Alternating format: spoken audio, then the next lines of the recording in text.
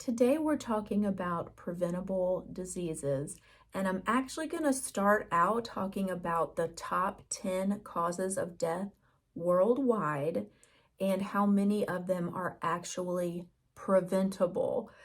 And I'll go more into that in just a second. So let's start with the top 10. So number one is still heart disease or cardiovascular disease. The number two highest cause of death is stroke. 3, lower respiratory infections. Most of these are communicable, they're bacterial or viral. Number 4 is COPD, and this is usually either emphysema or chronic bronchitis and more than likely brought on by smoking. 5 is lung cancer.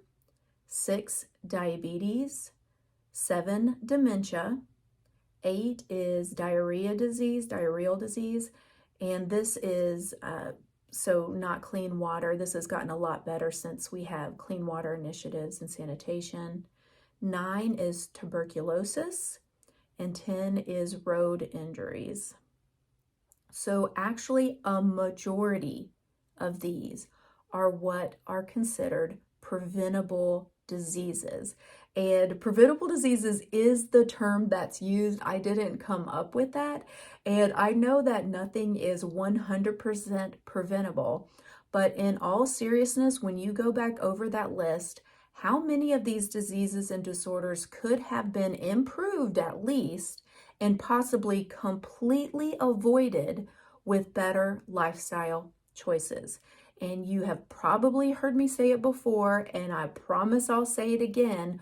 We are in control of 80% of those things later in life that we don't want by what we put in and on our body and the movement that we do. So please, please, please, please don't wait till you're diagnosed with one of these to prioritize your health. Ben Franklin said, "An ounce of prevention is worth a pound of cure." I'm sure you've heard this, but what it's saying is it is better, easier, cheaper to stop a problem and illness from happening than it is to correct it after it's started. So you might think that getting healthy is expensive.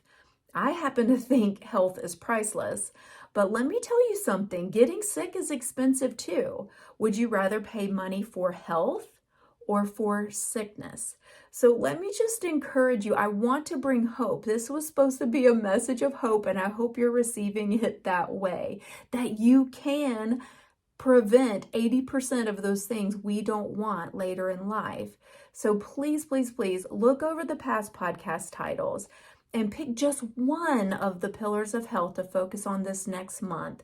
Keep it easy, nudge that needle, and once it's a habit, you can pick another pillar to focus on. And every little bit done with consistency helps even more than you know. One at a time. Once it's a habit, focus on another one. Once that's a habit, focus on another one. Slowly nudge that needle to health, and let's prevent those things later in life that we don't want. Please subscribe or follow, and I'll see you next time.